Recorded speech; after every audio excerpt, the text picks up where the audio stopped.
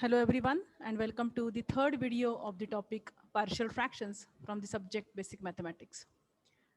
In today's video, I'm going to explain you about the second case of proper fraction, in which if in given proper fraction, the denominator contains repeated linear factors, then how to convert or how to resolve it into partial fractions that we are going to see here.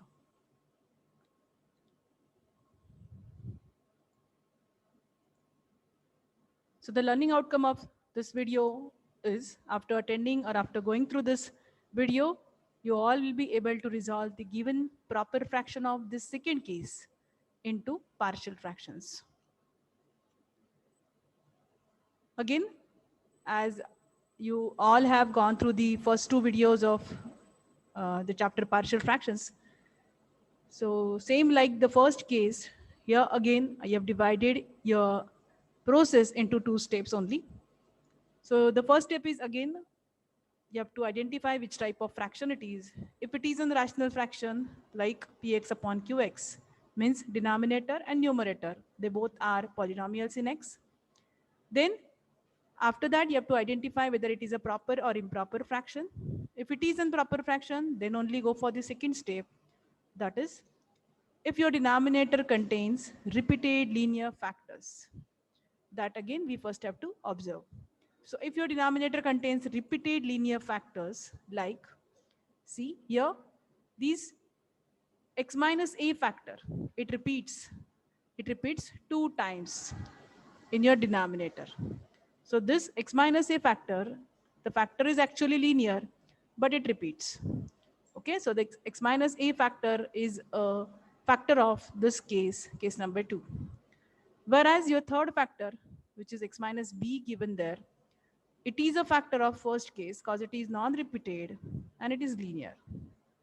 So if this type of denominator is given in your example, in your proper fraction, then to write its partial fractions, we have to write them as a upon that repeated factor, we have to write it once, plus capital B upon that repeated factor, it's a square, and the third factor, which is x minus b, it is of the first case. For by case number 1, for that x minus b factor, we simply write c upon non-repeated linear factor x minus b there. Okay, so here a, b and c, they are again the constants. We further have to calculate them. Here you can shuffle this order, students or the learners. You can write that x minus b factor first, like a upon x minus b, then b upon x minus a, and c upon x minus a bracket square. This way also you can shuffle your denominator and your RHS will again get shuffled. That is also the correct way of writing. But in that case, your values of a, b and c will get interchanged. See, the first example is, the question is again same, resolve the following into partial fractions. Let's again, first of all, consider a simple example, which is 1 upon x plus 1 bracket square into x plus 2. The first step is to identify which type of fraction it is, proper or improper. You first have to identify the degree of both numerator and denominator. Here the numerator is 1, means it does not have a term with x, means its degree is 0. Whereas in denominator, your denominator is x plus 1 bracket square into x plus 2. Means when we will open these brackets, we will multiply them. Your highest power of x will be 3 there. Means x square into x it will be. Hence the degree of denominator qx is 3. So the numerator degree is less than denominator degree. Hence it's a proper fraction first of all. And it is a example of second case because the denominator contains repeated linear factor x plus 1. So to write the partial fractions for this given example, 1 upon x plus 1 bracket square into x plus 2, you have to write the partial fractions as, see in this example, I have considered that x plus 2 non-repeated linear factor of first case. We have written it first here while writing partial fractions. So let us consider that non-repeated linear factor of case 1. So for that, we have to write partial fraction simply a upon x plus 2.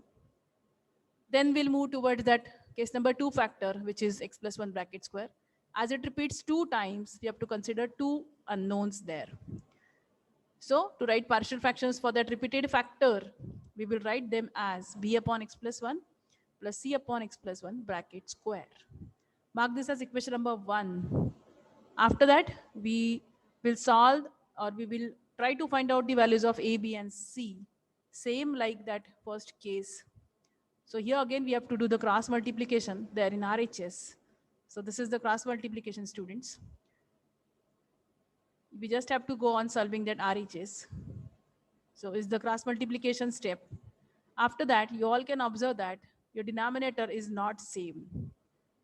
Denominator is not same means one factor, that is x plus 1. Okay, this factor is extra there in the denominator of RHS. So this we first have to eliminate x plus 1. So if we will be able to eliminate x plus 1, then you'll get your denominator same to both the sides. So let us try to first eliminate or delete this x plus 1. So how we can eliminate it? See, you all can observe that in every term of your numerator, minimum 1 x plus 1 is there. See, in the first term, x plus 1 is there. In the second term, again x plus 1 there. In the third term, again minimum 1 x plus 1 is there. So taking those x plus 1 bracket common from numerator, from the whole numerator, cancelling it out, cancelling it with the denominator bracket, your x plus 1 get cancelled from denominator, and then your denominator will be same to both the sides. So after getting the denominator same, cancel the denominator from both the sides and just equate numerator part, which is simply 1 is equal to a into x plus 1 bracket square will remain plus b into x plus 2, and here 1 x plus 1 will remain. Last term will be plus c into x plus 2.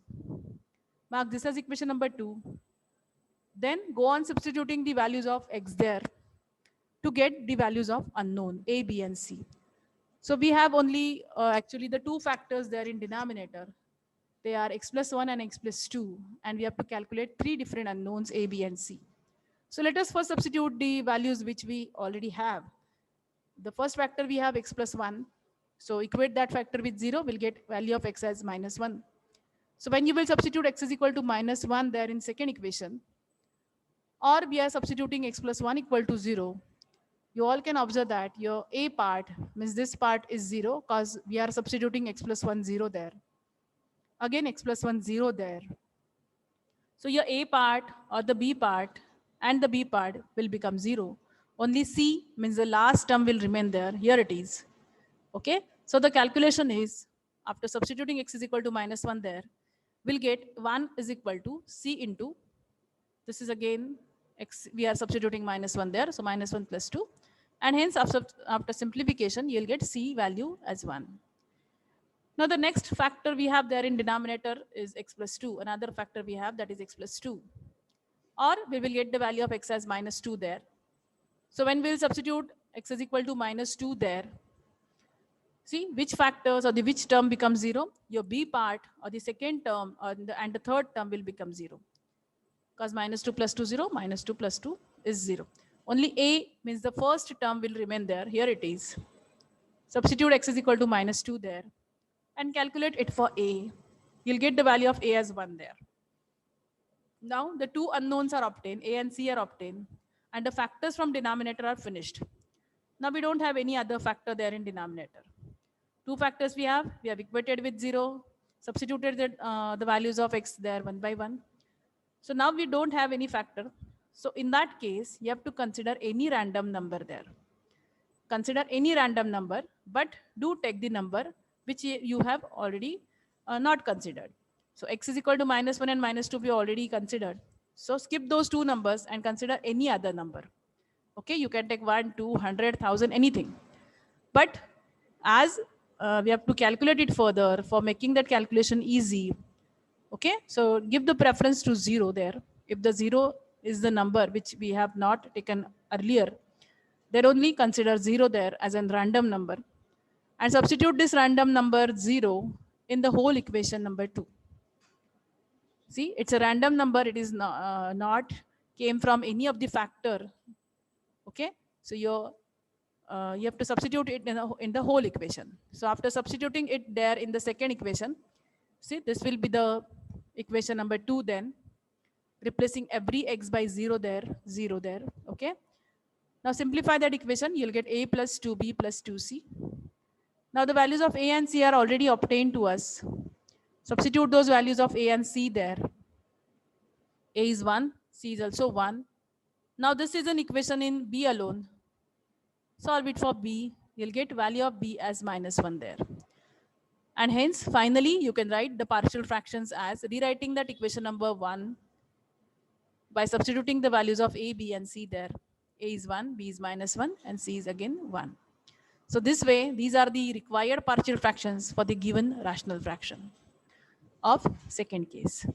Let's see one more example of the same type, students. Again, the question is to resolve into partial fractions.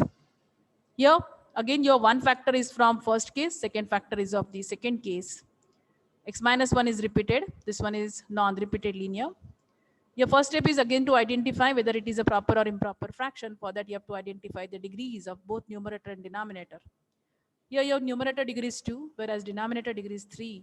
So it's a proper fraction, once again of case 2. So let's write the partial fractions. Same, like a upon the non-repeated linear factor, which is x minus 4 there, plus b upon the repeated factor, will write once only, and then c upon the factor square. Mark this as first equation. Again, go on cross multiplication. Still, you have to cancel that the common bracket, which is extra there in the denominator. So that extra factor is x minus 1, which we have to cancel from both numerator and denominator. Observe whether the x minus 1 factor is available there in your each and every term or not, there in numerator. Yes, it is available there. Take it common, cancel it with the denominator factor. Now your denominator to both the sides is same. Cancel it out, equate the numerators, which are x square plus 4x plus 7 equal to a into x minus 1 bracket square will remain, b into x minus 4, x minus 1 will remain, and c into x minus 4. This is our equation number 2. Go on substituting the values of x there. Again, we have only two factors there in denominator, x minus 1 and x minus 4. So only two values we will get for x. So when we will substitute x is equal to 1 there, you'll get value of c, which is -4. After substituting x is equal to 4, you'll get value of a there, which is 13 upon 3. Okay. Now to find out b, the third unknown, again we have to consider the random number there. So in this example also, I have considered the random number as 0, as 0 makes our calculations easy.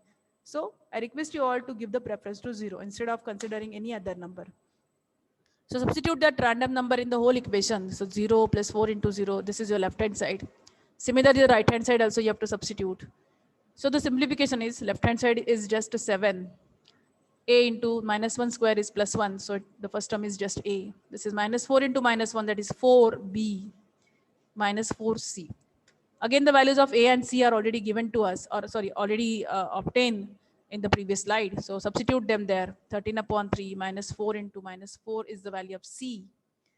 Simplification is shifted that 4b into left hand side, as we have to find out the value of b now, as we have to calculate b. So shift that 4b term into left hand side, it will be negative. Shift 7 into right hand side, it will be negative once again. 13 by 3 and the 16 as it is. Simplify that RHS. 13 upon 3, this is the addition, 16 minus 7, that is 9. So after simplification, you'll get your answer or the value of b as -10 upon 3. And hence here also you have to write that equation number 1 once again by substituting the values of a, b, and c there. So here I'm going to stop this.